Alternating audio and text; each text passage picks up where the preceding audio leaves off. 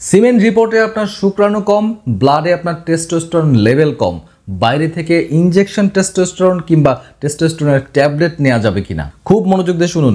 Brain থেকে দুইটা hormone release হয় যাদেরকে একসাথে বলে গোনাডোট্রপিন, একটা এফএসএইচ এবং একটা এলএইচ। এই দুইটা হরমোনের কাজ মেইনলি কি? এফএসএইচ এর কাজ স্পার্ম প্রোডাকশন বাড়ানো এবং এলএইচ এর কাজ আপনার টেস্টিস থেকে টেস্টোস্টেরনের প্রোডাকশন বাড়ানো। তো এই গোনাডোট্রপিনের একটা বিশেষত্ব হলো ব্লাডে যদি কখনো টেস্টোস্টেরন লেভেল কমে যায় তখন এই গোনাডোট্রপিনের লেভেল বেড়ে যায় এবং আলটিমেটলি এটা চেক অ্যান্ড ব্যালেন্স করে দেয়।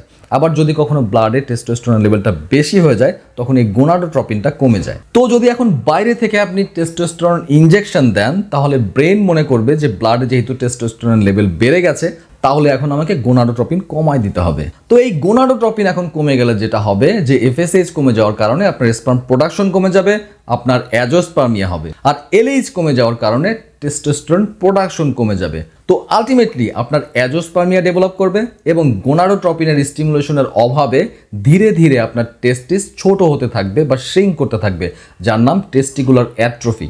সো যেসব পুরুষ সন্তান চান তাদের স্পার্ম কাউন্ট লো হোক কিংবা আপনার ব্লাডে টেস্টোস্টেরন লেভেল কমই হোক, ইনফার্টিলিটি চিকিৎসার জন্য বাইরে থেকে সিনথেটিক টেস্টোস্টেরন ইনজেকশন নেওয়া যাবে না।